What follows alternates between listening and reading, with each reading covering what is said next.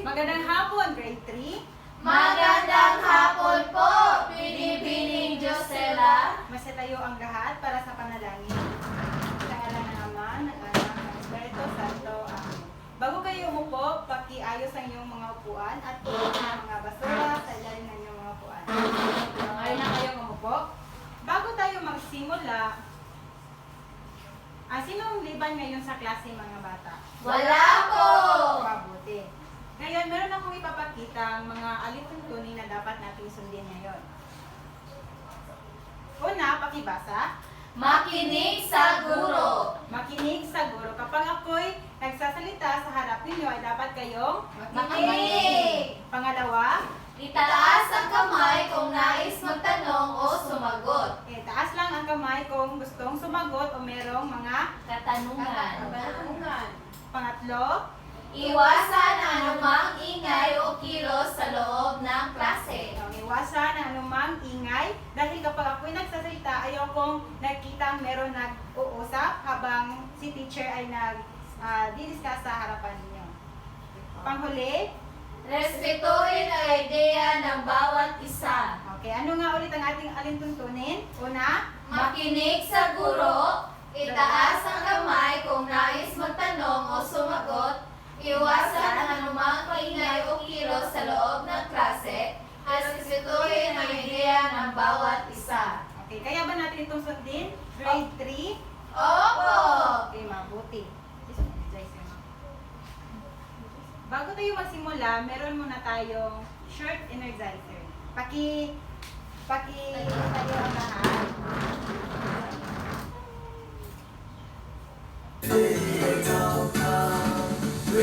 Hindi na naman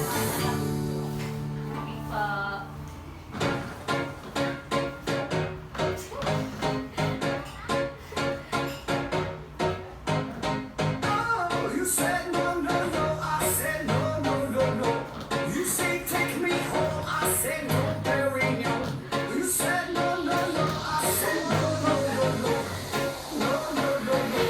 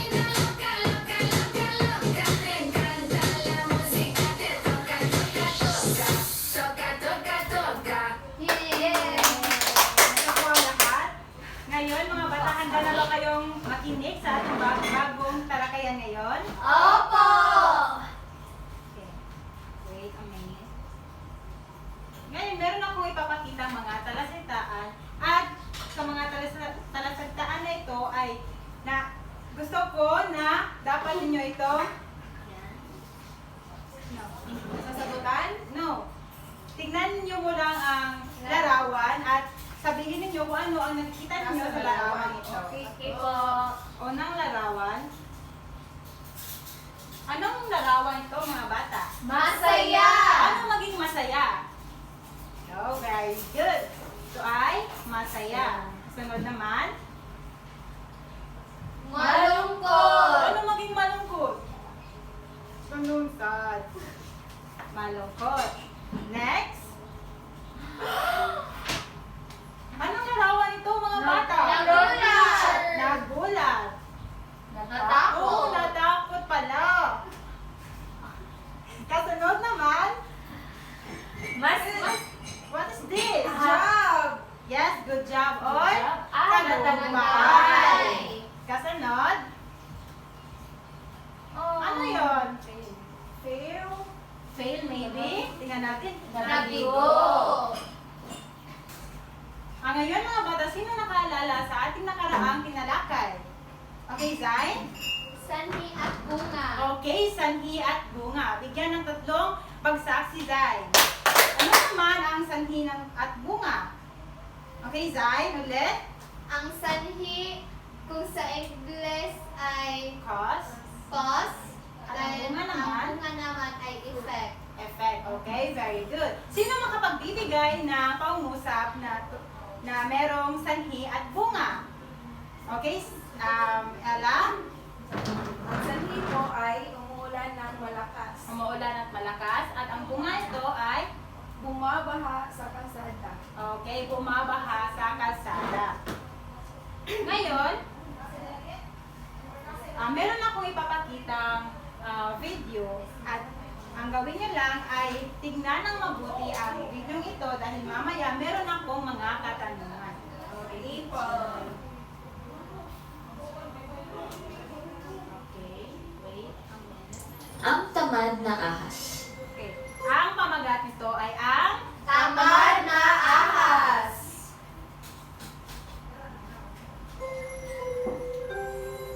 Malapit na ang tag-ulan.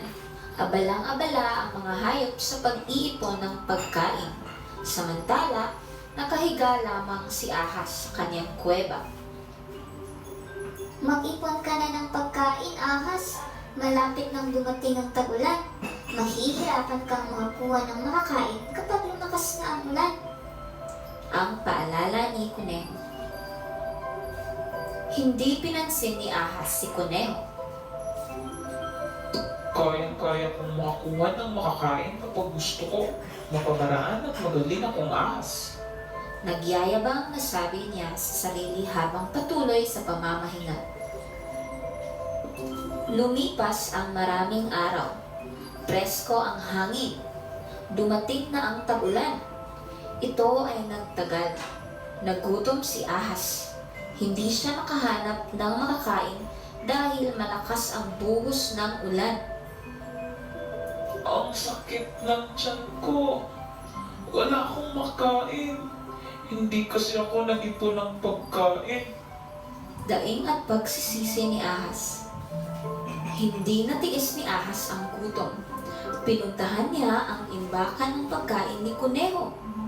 Halos maubos ni ahas ang pagkain doon nang biglang bumukas ang pinto. Post muna natin.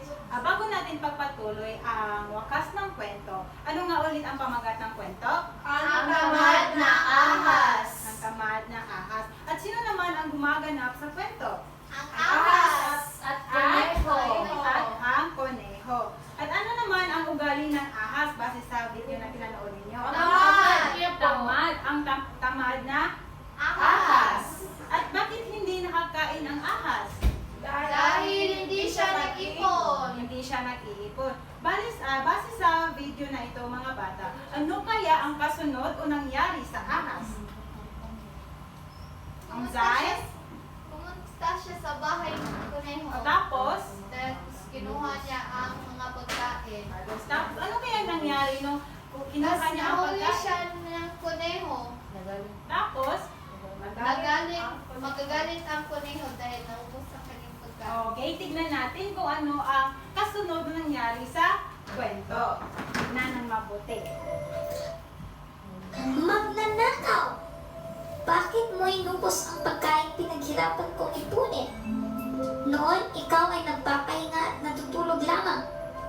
Usig ni Kuneho. Mamamatay na kasi ako sa gutom. Sagot ni Ahas. Nangingi ka sana. Bibigyan naman kita. Mali ang magnakaw.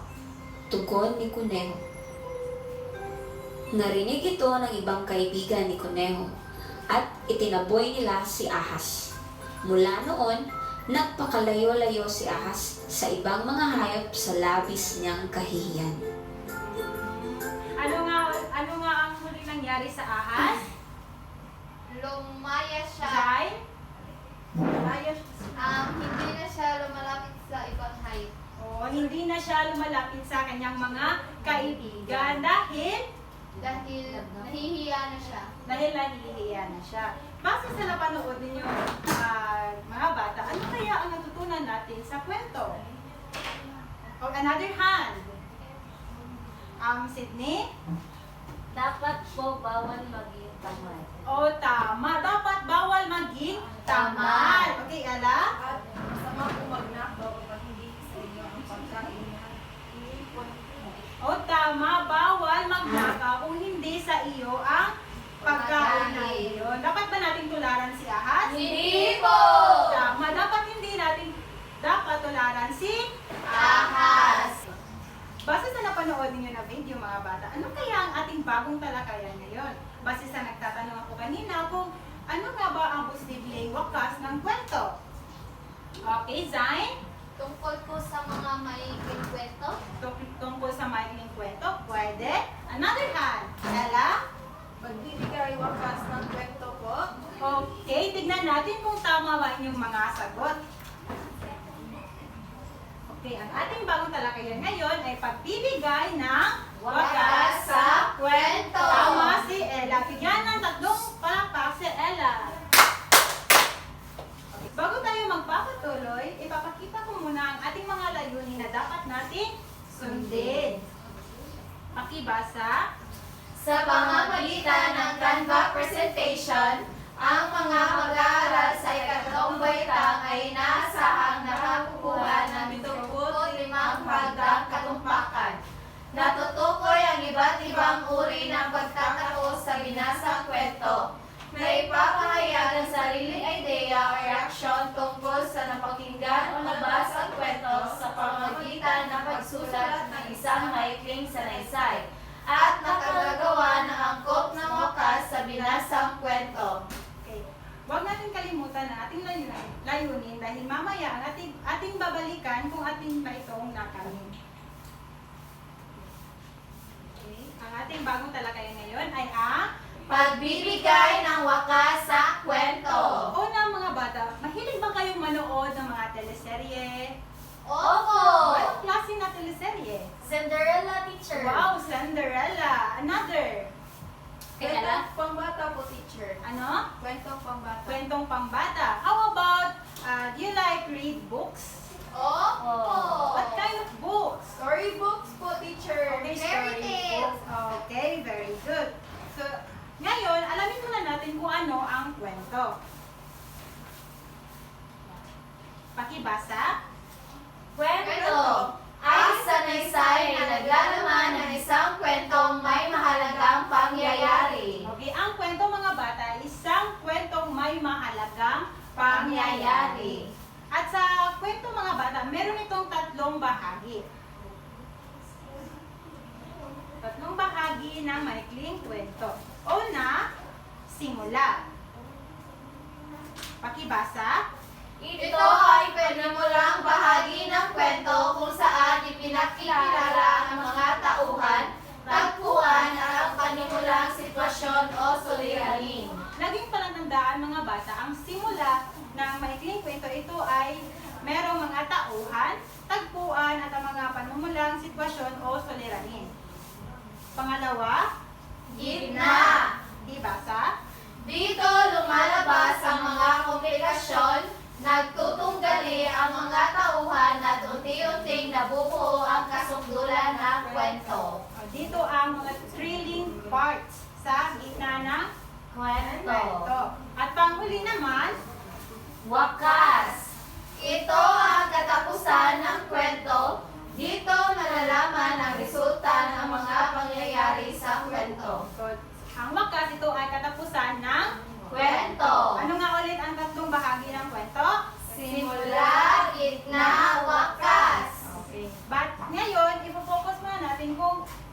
i-focus na natin ang wakas. Bibigay wakas ng kwento. Pakibasa mga bata. Ang wakas ay bahaging naglalahad ng solusyon o ang magiging kahinatnan ng isang kwento. Ito ay Maaring maligaya, masaya, malungkot, o di inaasahang wakas. Di ba base sa mga pinapanood ng teleserye, merong mga wakas na maligaya. Paano maging maligaya, class, kung kayo ay nagbabasa ng libro na happy ending ang wakas? Kikilig po. Kinikilig? How about kapag ang bida ay namatay? Ano ang mararamdaman ninyo? Malungkot, siyempre, di ba? So, ang wakas, class, ay meron itong mga maaaring posibleng mangyari. Ito ay maligaya, masaya, malungkot, o di inaasahang wakas. Ngayon, balikan natin ang kwento. Ano nga ulit ang wakas ng kwento sa Ang Tamad na Ahas? Pinalayas Ella? ang ahas sa mga hayop na nandoon sa kagubatan. Okay, pinalayas ang ahas dahil siya ay Nagnakaw. naging masaya ba o malungkot ang wakas ng kwento? Malungkot. Bakit naman? Okay, Zain? Dahil nahihiya na siya sa kanyang mga kaibigan. O dahil nahihiya siya sa kanyang mga Kaibigan. Bukod doon, siya ay Nag-iisa. nag-iisa at Malungkot. siya, tama, malungkot. Kung ikaw ay magbibigyan ng pagkakataon na gumawa ng wakas ng kwento sa Tamad na Ahas, ano kaya ang gusto mong posibleng mangyari? Diba sa kwento, ang nangyari doon, ang ahas ay pinalayas. Kung ikaw ang pagbibigyan ng pagkakataon, ano kaya ang gusto mong mangyari sa ahas? Kay Zay? Patatawarin ko at bibigyan ng pagkain. Okay, papatawarin mo at bibigyan ng pagkain kahit siya ay nagnakaw. Okay. At naiintindihan ba ang ating bagong talakayan ngayon, mga bata? Opo! Ngayon, meron tayong bagong aktibidad. Ito ay pagbuo ng iba't ibang wakas. Hatiin mo kayo sa instead of 4, I will group you into 3 groups. Then, bawat grupo ay may kopyang kwento. At hilingin sa kanila na sumulat ng iba't ibang wakas para sa kwento na nagpapakita ng magkakaibang kahulugan. At pagkatapos, bawat grupo ay ibahagi at ipaliwanag ang nilang mga isinulat na wakas sa klase. At ito ang rubrics para guided kayo sa paggawa ng posibleng wakas ng kwento. Kaangkupan sa pangyayari o detalye ng kwento, 5 points. Binubuo ng 2 o higit pang pangungusap, 5 points. Pwestong gamit ng salita, 5 points. points. Kabuuan, 15 points. Okay. Group 1, 2, and 3. I will give you 5 minutes to work your activity.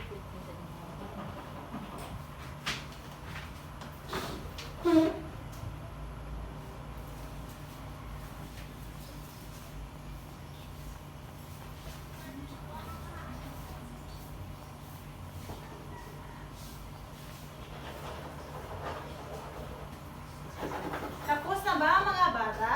Opo! Okay. Since you are done, so let's hear from the group 1. Babasahin po ba? Dito sa harap, babasahin mo ang unang pangyayari at bigyan mo na posibleng wakas. Pakilakas ang boses. Ang pamagat ng maikling kwento ay ang matalinong aso. Si Brownie ay isang aso na may kakaibang talento. Hindi lang siya marunong mag-fetch ng bola, marunong din siyang magbukas ng pinto. Isang araw, naiwan si Brownie sa bahay. Biglang umulan ng malakas at sumabog ang ilaw. Natakot si Brownie kaya binuksan niya ang pinto at tumakbo pupunta sa bahay ng kanyang amo. At ang posibleng wakas sa maikling kwento ay nakita siya ng amo niya at agad siyang pinapasok. Tuwang-tuwa ang amo ni Brownie dahil sa kanyang katalungan. Okay, dahil sa ang aso niya ay matalino. Matalino. Kung hindi tumakbo ang aso sa kanyang amo, maaring nasusunog na ang Aso! kanilang Bahay. Ay, tama. Okay, give 5 gloves to from group 1. Okay, group 2.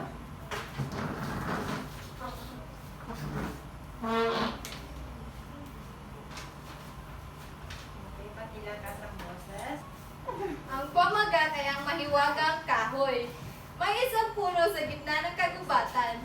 Hindi ito basta-basta puno. Ito ay isang mahiwagang puno na may mga prutas na nagbibigay ng saya sa mga kumakain ito. Isang araw, may isang batang babae na nagngangalang Maya ang nakakita sa puno. Kumuha siya ng isang prutas at kinain ito. Ang posibleng wakas nito ay bigla siyang napuno ng Saya. Bigla siyang napuno ng saya at tuwa. Mula noon, lagi na siyang bumibisita sa mahiwagang puno. Okay, bigyan ng 5 palakpak si pangkat pangalawa. Okay, last group.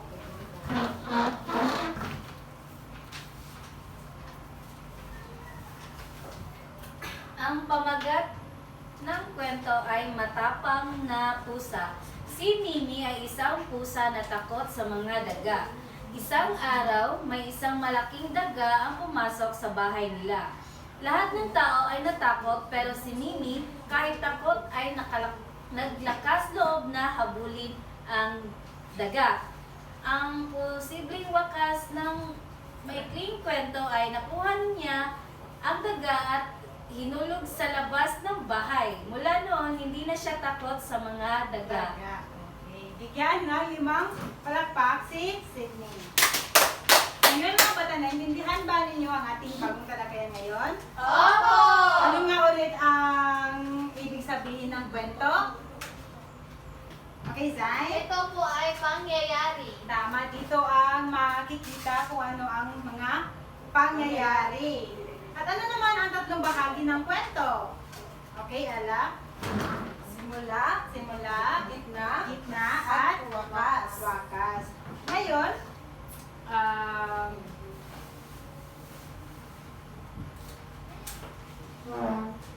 ngayon kumuha ng isang papel.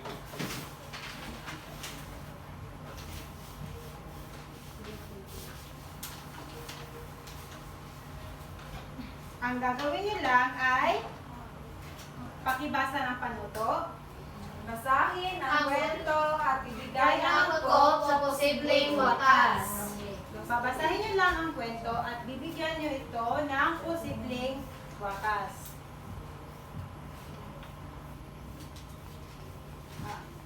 So I will give you 5 minutes to answer.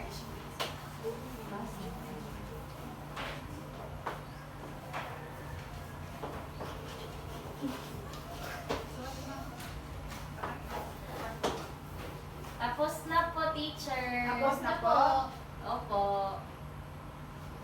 Okay, pangalawa.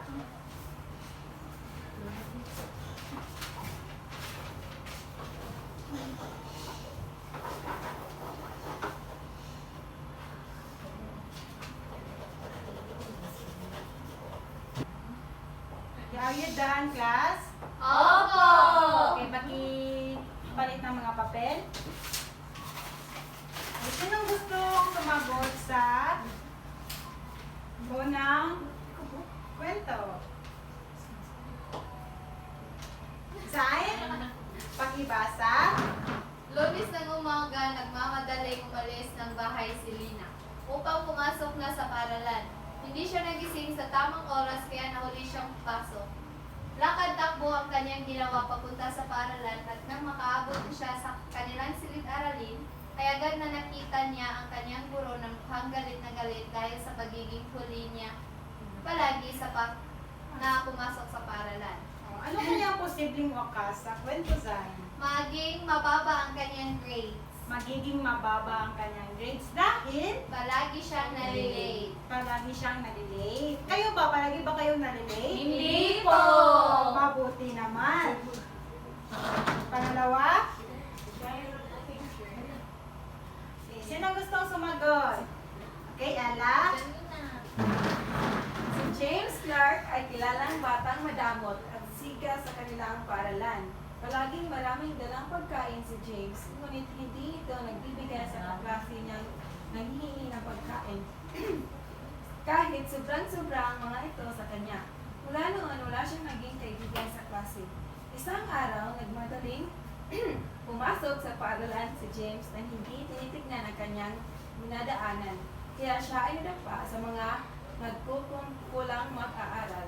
Sila ang mga pinagdadamutan ni James ng pagkain.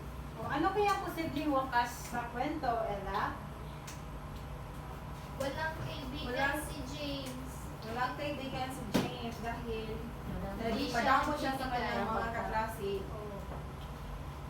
Miski daghan siya, Kahit marami. kahit marami siyang mga pagkain na dinadala sa kanyang bag, hindi niya binibigyan ang kanyang mga kaklase. Okay, dahil madamot si James, kaya wala siyang Kaibigan! Kung babalikan natin ang ating Sicilian core values, ano kaya ang dapat natin i-integrate na values na naranasan ni James?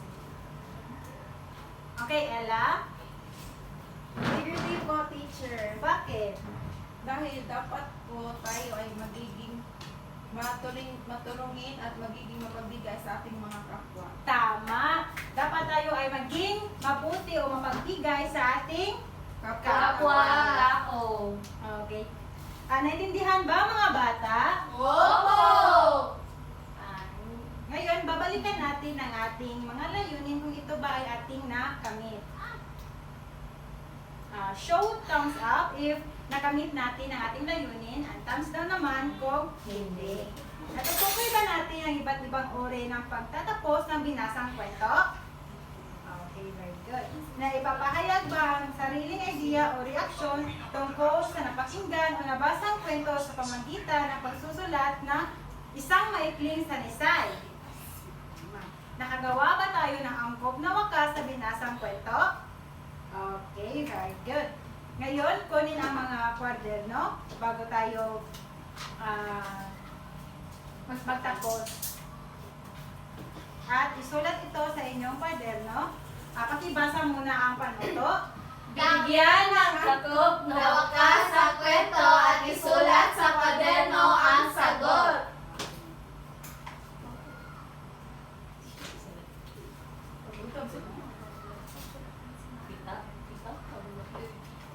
Tapos na ba mga bata? Not yet? Tapos na po! Tapos na, teacher! Okay. Kasi tayo ang lahat para sa panalangin. Sa ngalan ng Ama, ng Anak, ng Espiritu Santo. Amen. Paalam at maraming salamat, grade 3. Paalam at maraming salamat po!